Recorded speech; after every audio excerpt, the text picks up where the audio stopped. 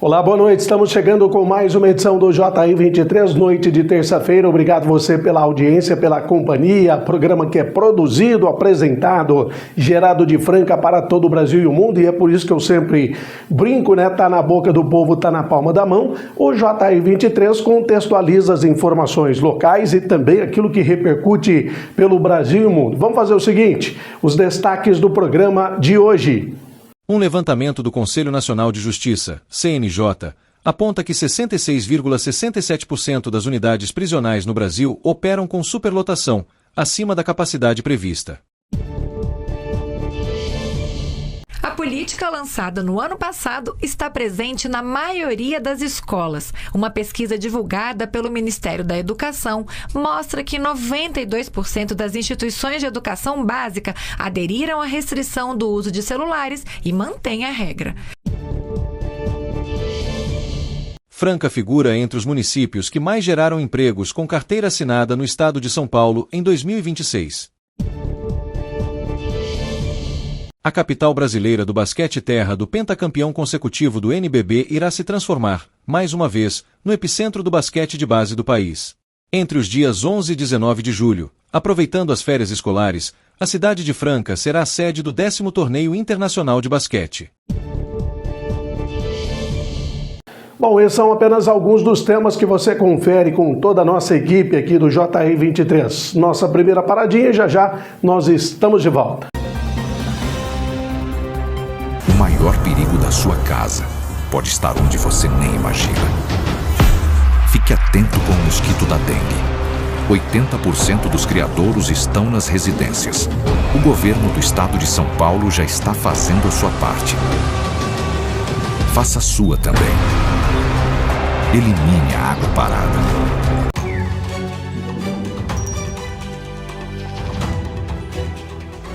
Por onde passam, os incêndios florestais costumam deixar um rastro de destruição, e os efeitos para os animais silvestres podem ser devastadores.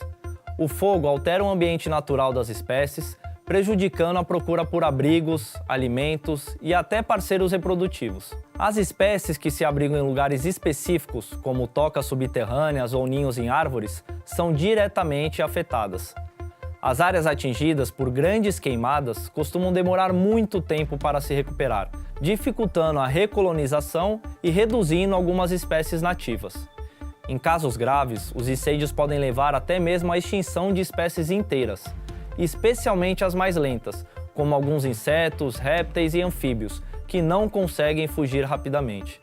Já os animais que conseguem sobreviver têm que lidar com outros tipos de ameaça, como predação por espécies invasoras e a competição por recursos, que se tornam escassos. E se você avistar uma fumaça suspeita, informe imediatamente as autoridades. Faça a sua parte e proteja o meio ambiente. E lembrem-se, a defesa civil somos todos nós. Você sabe o que é biometria? É uma tecnologia que reconhece pessoas a partir de traços únicos, como as linhas do rosto e a impressão digital. A biometria é uma forma segura de identificação. Por isso, desde 2008, a Justiça Eleitoral faz o cadastramento biométrico. E você, já fez?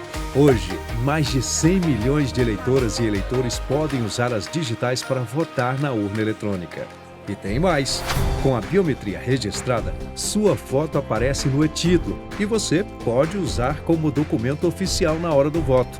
O cadastro da biometria é gratuito e só pode ser feito presencialmente. Procure o cartório eleitoral ou acesse o site do Tribunal Regional Eleitoral de seu estado para fazer o agendamento.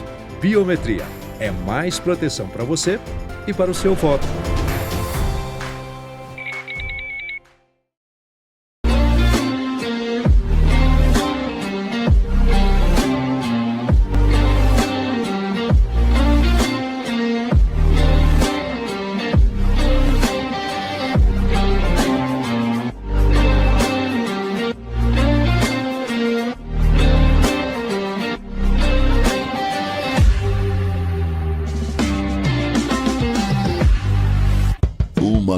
Nova opção. Dinâmico e diversificado. Uma multiplataforma em serviço da informação. Notícias, entretenimento e variedade. O que você precisa saber para começar o dia. Na velocidade do tempo. A informação que vai de encontro com seu interesse. www.portaldefranca.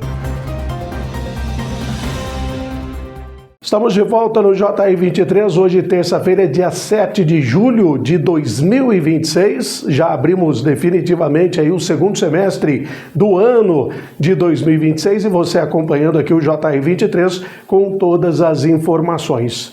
Números importantes que foram divulgados pelo Conselho Nacional de Justiça e apontam, algo que para nós aí até não é uma novidade, Todos nós já sabemos que temos aí uma das maiores populações carcerárias do mundo, ou seja, presídios, cadeias superlotados em todo o Brasil. Um levantamento do Conselho Nacional de Justiça, CNJ, aponta que 66,67% das unidades prisionais no Brasil operam com superlotação, acima da capacidade prevista. O estudo integra o primeiro mutirão nacional de habitabilidade e indica que o cenário é estrutural no sistema prisional. De acordo com os dados, 28% dos presídios apresentam ocupação acima de 137,5%, enquanto 20,1% estão entre 100% e 137,5%. O relatório também registra que 59,7% das unidades não seguem parâmetros das diretrizes de arquitetura penal, como ventilação e dimensões mínimas de celas. O documento aponta ainda uso de celas metálicas e containers em 3,6% dos estabelecimentos, além de falhas em ventilação cruzada em diferentes espaços, incluindo celas de regime disciplinar e de segurança. Nessas áreas, a ausência desse recurso chega a 23,9% e 19,9%, respectivamente. O estudo também cita racionamento de água em 15,5% das inspeções e ausência de laudos de potabilidade em 35,2% das unidades. Na alimentação, apenas 18,1% oferecem 5 refeições diárias, enquanto 37,7% registram intervalos superiores a 12 horas sem fornecimento de comida. Sempre importante as informações na área da segurança, para que medidas sejam tomadas também aí pelas autoridades. Agora mudando um pouquinho da área da segurança para a área da educação e que também fala de segurança, mas com os alunos. Aquela mudança que foi feita, uma determinação de proibir o uso de celulares em escolas. Essa restrição tem sido cada vez mais aderida em todo o Brasil. A política lançada no ano passado está presente na maioria das escolas. Uma pesquisa divulgada pelo Ministério da Educação mostra que 92% das instituições de educação básica aderiram à restrição do uso de celulares e mantêm a regra. Vale destacar que a Lei 15.100 de 2025 não proíbe o uso pedagógico do celular, mas propõe reorganizar e qualificar o uso no cotidiano escolar.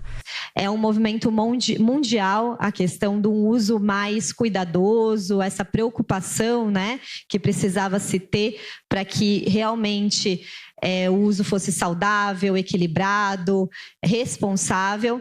E as escolas públicas brasileiras não podiam ficar de fora disso. E, portanto, em 2025 foi aprovada uma lei, um movimento quase consensual. Nossa, teve um apoio da população, do Congresso em relação a essa proposição legislativa. A pesquisa também mostra os principais desafios de aplicar a restrição. 39% das escolas relatam dificuldade para conquistar a adesão dos estudantes às novas regras e também dificuldade para garantir infraestrutura de armazenamento e guarda dos aparelhos. 31% das instituições também dizem ter dificuldade para realizar a fiscalização contínua durante aulas e intervalos. Ainda assim, 97% concordam que a medida contribuiu para aumentar a participação dos estudantes nas atividades pedagógicas. Tudo que a gente tem feito de educação básica desde 2023 tem sido conduzido de um modo sistêmico. Então, a Lei 15.100, que trata da restrição do uso de celulares, na verdade, ela tenta ser uma forma da gente posicionar, junto com várias outras estratégias, o lugar da tecnologia no fazer educacional, especialmente de crianças, adolescentes, mas não só. dos jovens e adultos também.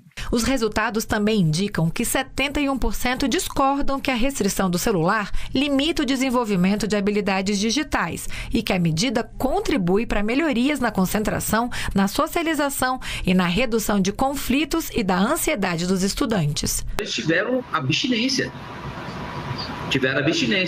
Mas no decorrer do tempo, no decorrer da lei, eles foram aprendendo a conviver sem o uso do celular. E isso teve um aspecto positivo enorme a nível de aprendizado, a nível de concentração, a nível cognitivo. Então, a melhora é evidente, não adianta falar assim, não vou retirar o celular dos meninos, não vai fazer com que eles aprendam mais. É mentira, eles estão aprendendo muito mais.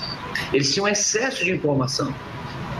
E a gente costuma dizer, né? Quando a gente sabe muita coisa, a gente não sabe nada, né? É o que estava acontecendo com os alunos. Os pais também concordam que 1 ano depois da implementação da lei, as mudanças já são perceptíveis. É o primeiro ano da minha filha nessa escola, então foram muitos alunos, muitas crianças que ela ainda não conhecia e teve até uma certa dificuldade de interação. Então eu fui numa loja de brinquedo e comprei Uno, né? Joguinho de cartas, essas coisas que poderiam trazer para a escola. Isso facilitou com que ela fizesse mais amizades, né? Então trazer outros objetos para eles interagirem, né? Conhecerem outros alunos, e aí tirando o celular de cena, né? Isso com certeza vai agregar em amizade, boas conversas, mais um ponto positivo para a restrição do celular. As crianças têm que se inteirar, elas têm que ter contato com outras crianças ao vivo, não pelas redes sociais. As redes sociais a gente não vê quem está do outro lado.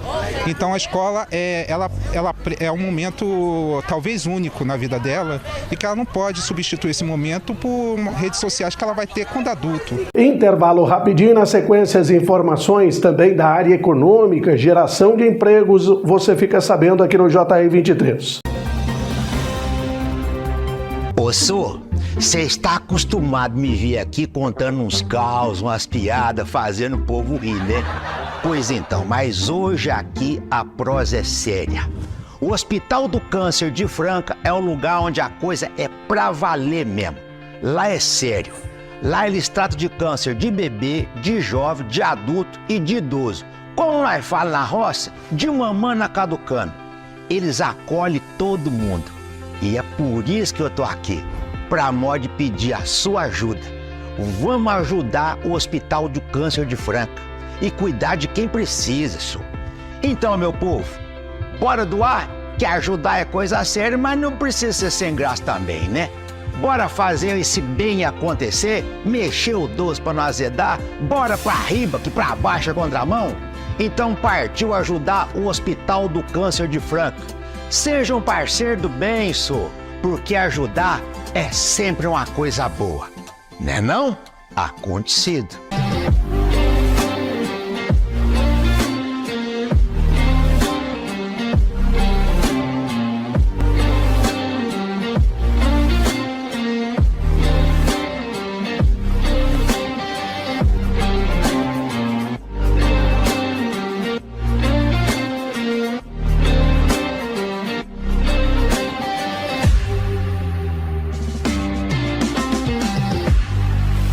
Uma nova opção. Dinâmico e diversificado. Uma multiplataforma em serviço da informação, notícias, entretenimento e variedade. O que você precisa saber para começar o dia. Na velocidade do tempo. A informação que vai de encontro com seu interesse. www.portaldefranca.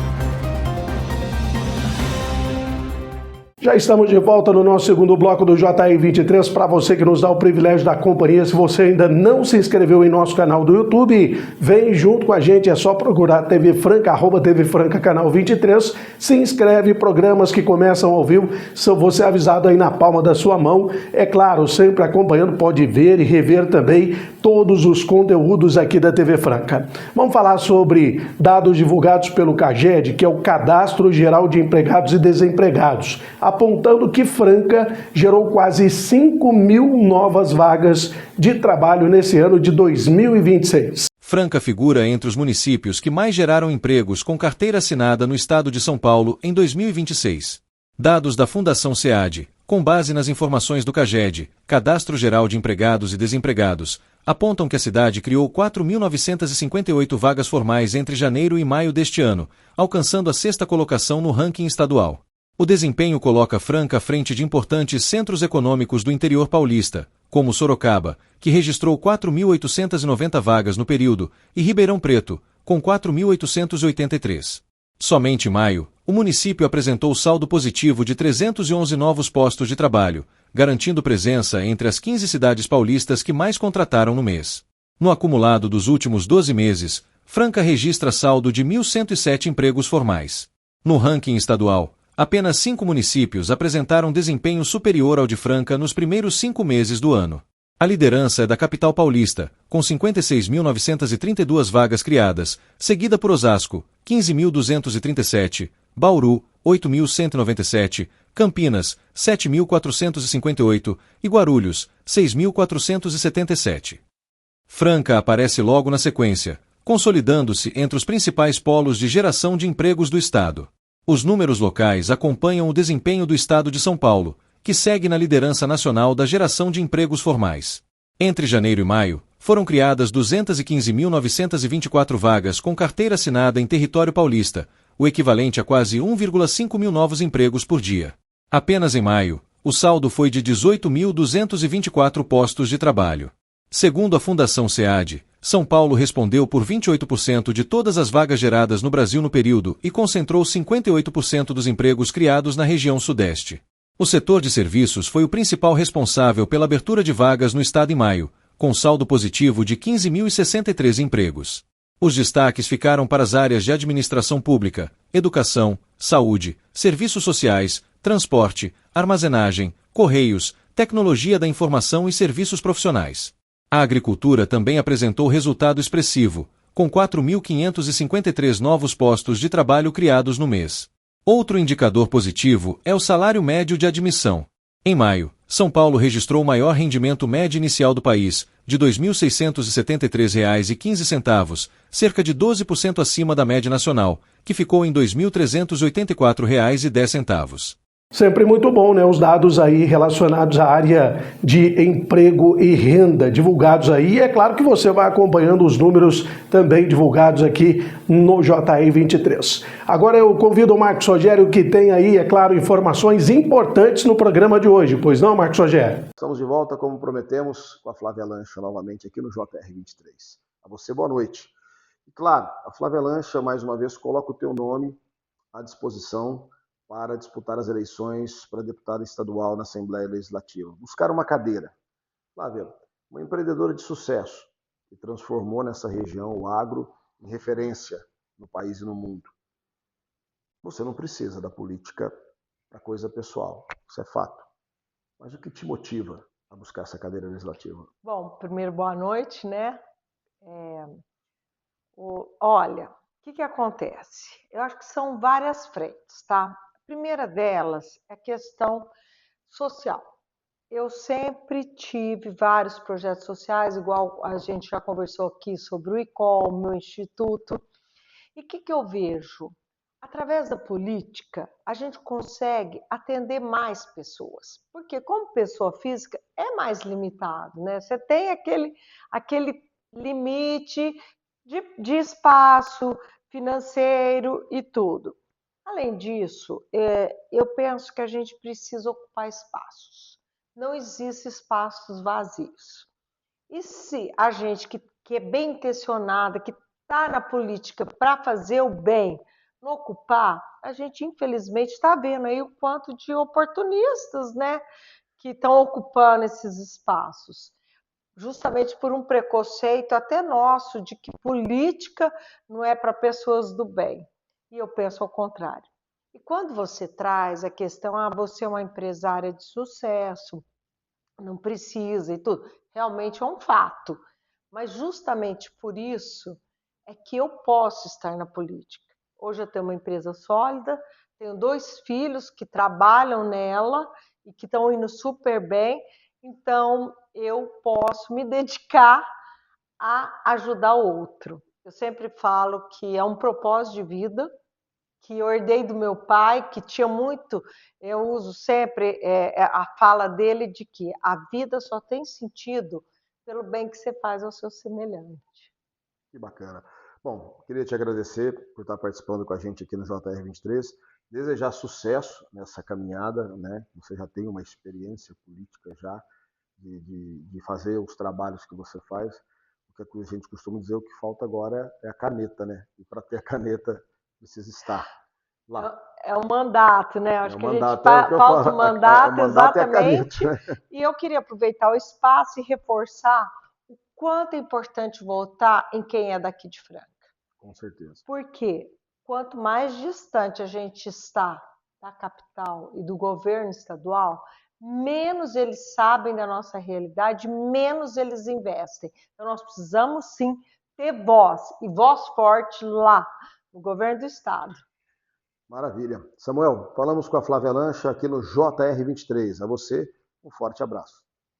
Pois é, obrigado aí ao Marcos Rogério pelas informações aqui no JR23 e, é claro, a nossa pausa e na sequência mais informações e aí o Mundo da Bola é destaque. Mais uma vez, o Hexa vai ter que esperar. Escuta isso. Esse é um chamado. Um chamado para bater de frente. De 4 em 4 anos, o país inteiro vibra na mesma emoção.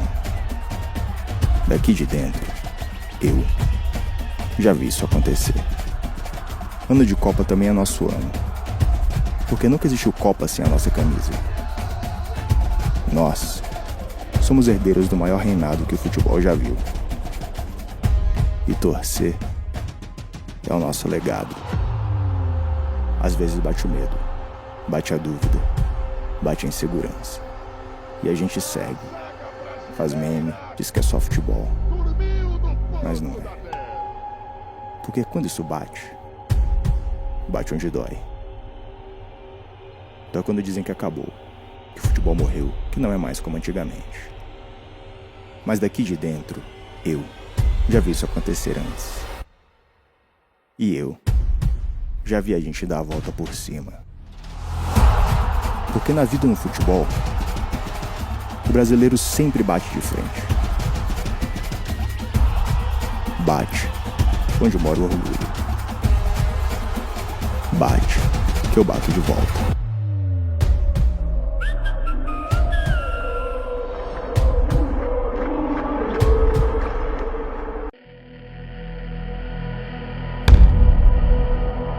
Minha terra tem basquete, tem história e tem chuá.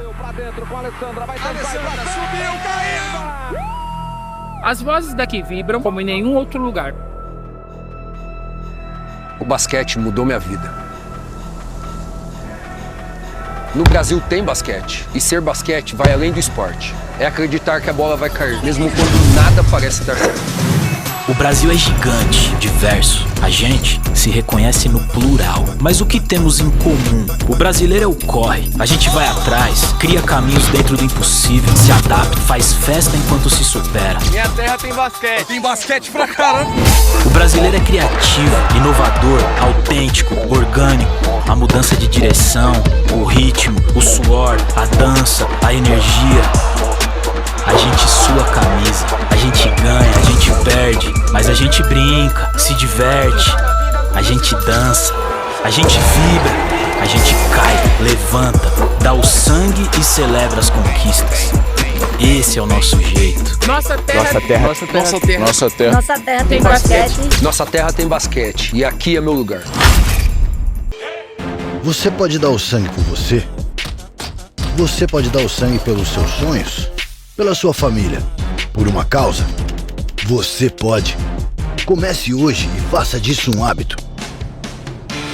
Porque quando você descobre que pode dar o sangue por você, você também descobre que pode ajudar outras vidas. Procure um hemocentro e doe sangue regularmente. Você pode. Ministério da Saúde.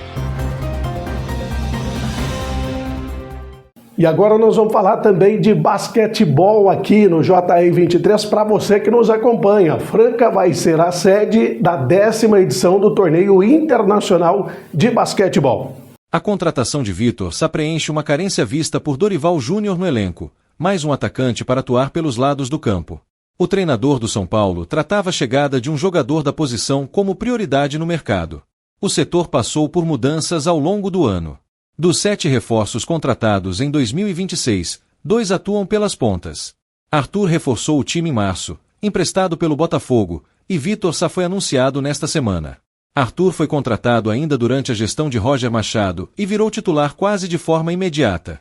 Até aqui, disputou 17 partidas, marcou 3 gols e deu 2 assistências.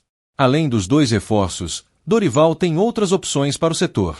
Ferreira, André Silva, Luca e TT disputam espaço no ataque tricolor. Ferreira foi o jogador mais utilizado entre eles até aqui. Aposta de Roger Machado na equipe titular, o atacante ganhou sequência e viveu seu melhor momento na temporada. Foram 26 partidas e 4 gols marcados.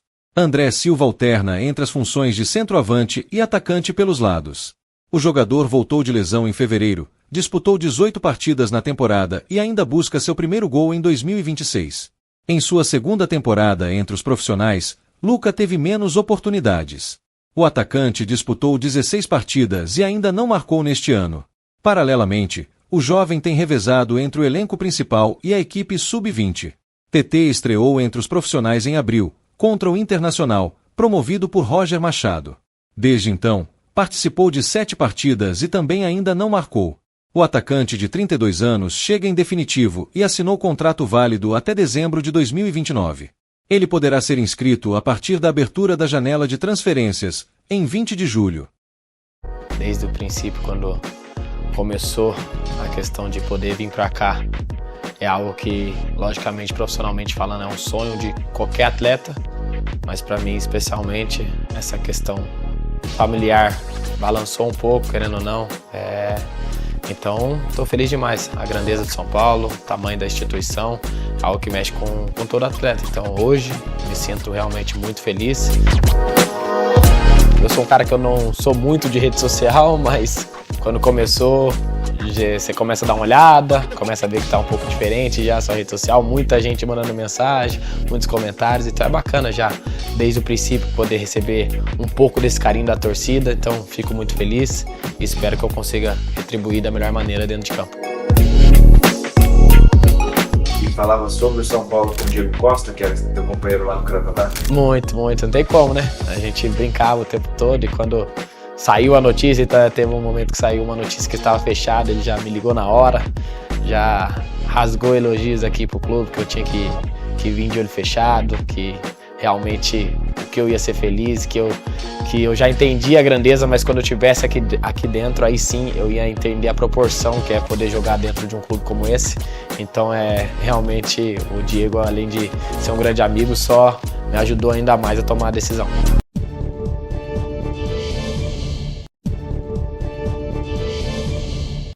O Santos segue a preparação para a volta ao Brasileirão. O elenco santista trabalhou em 2 períodos no CT Rei Pelé. Na parte da manhã, o técnico Cuca comandou um treino tático e técnico. À tarde, a atividade foi focada somente na parte técnica. O volante William Arão, que iniciou a semana em trabalho de transição para o gramado, participou normalmente das atividades. O lateral direito Igor Vinícius e o meia Gabriel Bontempo seguem na transição. A dupla esteve com o elenco em parte do treino. Existe a expectativa que os dois possam realizar todo o treinamento nesta sexta-feira. O goleiro João Paulo, que retornou de empréstimo do Bahia, voltou a treinar no CT Rei Pelé na última quarta-feira. O jogador tem participado dos trabalhos com o elenco, mas ainda tem situação indefinida. O Santos volta ao Brasileiro diante do Botafogo fora de casa pela 19ª rodada do campeonato. O Peixe atualmente ocupa a 15ª posição na classificação. São voltados para melhorar o desempenho cardiopulmonar e as outras capacidades físicas, mas já tem o componente técnico já envolvido, né? Porque os auxiliares técnicos e o próprio Cuca estão sempre acompanhando os treinamentos, então já tem essa melhora de desempenho técnico junto à parte física, né? Como é natural que acontece, todo mundo está trabalhando assim hoje. Nós temos alguns atletas que nós temos ainda que fazer um controle, que ainda trouxeram do semestre passado, estão trazendo da primeira parte da temporada algumas coisas que a gente tem que cuidar, tanto clínica quanto fisicamente. Então todo esse controle, esse ajuste, você vai arredondando para tentar entregar o grupo na melhor condição possível para o treinador poder desenvolver o trabalho. Sem compromissos oficiais neste período de intertemporada, o Palmeiras segue utilizando os treinamentos para ajustar a equipe visando a sequência da temporada. O Verdão venceu o Mauaense por 6-0 em amistoso realizado no centro de treinamento. O destaque foi o atacante Paulinho, autor de 2 gols em sua primeira atuação como titular desde que retornou aos gramados após se recuperar de uma segunda cirurgia na tíbia da perna direita. A atividade também contou com atletas das categorias de base, como o lateral esquerdo André Lucas e os atacantes Heitor, Felipe Tereza e Vitor Gabriel, que seguem sendo observados pela comissão técnica como opções para o restante da temporada. Além de dar ritmo aos jogadores, o amistoso contra o Primavera pode marcar o retorno de atletas que ficaram fora da última atividade. O lateral direito Gia e o volante Marlon Freitas já voltaram aos treinamentos e podem ser utilizados, enquanto o zagueiro Barbosa, preservado anteriormente, também aparece como alternativa. Com cerca de 3 semanas até o retorno das competições oficiais, o Palmeiras concentra seus esforços na preparação para a retomada do Campeonato Brasileiro Série A.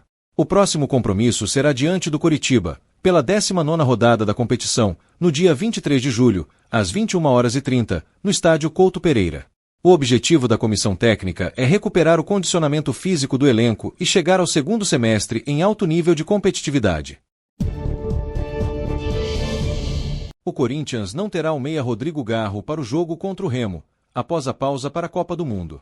O camisa 8 recebeu o 3º cartão amarelo durante a vitória sobre o Grêmio pela 18ª rodada do Campeonato Brasileiro. Garro foi advertido pelo árbitro Lucas Paulo Torresin aos 44 minutos do primeiro tempo, por reclamação. O argentino reclamou de uma falta dura do lateral direito Marcos Rocha. A arbitragem não assinalou falta e deu lateral ao tricolor gaúcho. Angileri, Hugo Souza, Lingard, Matheus Bidu e Yuri Alberto também estão pendurados, mas não foram amarelados no duelo em Porto Alegre. A partida contra o Remo será disputada na Neoquímica Arena, pela 19ª rodada do Brasileirão. O jogo será no dia 23 de julho. E agora nós vamos falar também de basquetebol aqui no JR23 para você que nos acompanha. Franca vai ser a sede da 10ª edição do Torneio Internacional de Basquetebol. A capital brasileira do basquete terra do pentacampeão consecutivo do NBB irá se transformar, mais uma vez, no epicentro do basquete de base do país. Entre os dias 11 e 19 de julho, aproveitando as férias escolares, a cidade de Franca será a sede do 10º Torneio Internacional de Basquete. Evento, organizado pelo Instituto Chuí, tem como principal objetivo fortalecer o basquete de formação e incentivar o trabalho das categorias de base em todo o Brasil. Marco Aurélio Chuí, idealizador do campeonato, relembra como o projeto nasceu de uma necessidade local. Para dar conta de tantos jogos, as partidas serão distribuídas em 4 palcos tradicionais da cidade: o icônico ginásio Pedro Morila Fuentes, o Pedrocão, a quadra da escola Chuí Esportes, o ginásio Amaury Destro e o ginásio da escola Pestalozzi. O grande charme do torneio é o nível técnico e a diversidade geográfica dos participantes. Clubes tradicionais e camisas de peso no cenário nacional como Minas Tênis Clube, Ginástico, Thalia, Paulistano, Luso Bauru, Vizinhança e Fluminense marcam presença constante nas fases decisivas. A edição deste ano também celebra a estreia de novos projetos, como a 11 Esportes Londrina, Punkins Rio Verde, Praia Clube Futel de Uberlândia e o projeto Basquete Legal Redenção. A equipe paraense, inclusive, encara uma verdadeira odisseia para competir na capital do basquete. Para defender a tradição da casa, Franca entra em quadra representada pelos times do SESI Franca Basquete, Instituto Aspa, XD Basquetebol e Chuí Esportes. E claro, também as novidades da Copa do Mundo, afinal de contas, o Mundial ainda continua, muitas seleções entrando e jogos importantes acontecendo. Confira! Alguns atletas passaram ali na zona mista e deram ali um pouco indícios do futuro, né, que pode ocorrer com suas carreiras relativas à seleção brasileira, como foi o caso do experiente zagueiro Marquinhos, que disse não acreditar mais jogar a próxima Copa do Mundo, porque já na próxima edição terá 36 anos de idade. Um que cravou que não veste mais a amarelinha foi Neymar, lembrando que começou a servir a seleção nesse mesmo estádio, o MetLife Stadium lá em Nova York, e dá por encerrada a sua participação na seleção brasileira. Certo mesmo é o técnico Carlo Ancelotti. Esse sim tem contrato até 2030 e segue como um dos técnicos de seleções mais bem pagos do mundo, com salário em torno de 1 milhão de euros por mês. Com a derrota, o Brasil continua, com o tabu de não ter vencido a Noruega. Já são 5 jogos, com 3 derrotas e 2 empates. e também amarga o maior jejum de títulos de Copa do Mundo na sua história. Já são 28 anos. Os próximos compromissos da seleção brasileira são agora no mês de setembro, quando vai enfrentar a seleção da Austrália na Austrália. De julho de 2026, Cabo Verde completou 51 anos de independência. A liberdade conquistada pela luta iniciada por Amílcar Cabral ganha um novo marco histórico. Neste mesmo dia, meio século depois, os Tubarões Azuis retornaram à sua terra após uma campanha extraordinária dentro e fora de campo em sua primeira Copa do Mundo. Uma multidão os aguardava. Hoje é um dia histórico. O nosso Tubarões Azuis fez história. Dia da Independência. É a segunda vez que vamos celebrar. Faltavam poucos minutos para as 10 horas da manhã, quando o avião pousou no Aeroporto Internacional Nelson Mandela, na capital Praia. Um a um, foram descendo aqueles que levaram o nome do seu país ao patamar mais alto. E não apenas das 10 ilhas, colocaram a África, o continente mãe, em evidência. O povo está aqui à nossa espera, daí que fizemos um bom trabalho e estamos satisfeitos com isso. Maravilhoso, maravilhoso chegar assim e ver o meu povo assim, muito feliz, muito feliz. Com exclusividade para a Telesur, o grande destaque da equipe, o goleiro Paredão Vozinha, no auge de sua carreira, não esqueceu dos irmãos venezuelanos, vítimas do duplo terremoto do último dia 24 de junho. Muita força para as pessoas da Venezuela, sabemos que estão a passar um momento muito difícil, mas esperem que tenham força e consigam ultrapassar esse momento difícil. Estamos juntos, Venezuela. Eles foram recebidos como heróis pelo seu povo. Desfilaram em carro aberto como campeões. Cada pessoa buscava um lugar no alto de um muro ou de um morro para saudar a sua equipe. No trajeto, passaram por bairros e comunidades onde vive o povo. A caravana terminou na praia de Quebra-Canela, onde outra multidão os esperava. É inexplicável. É um momento inexplicável para qualquer cabo-verdiano.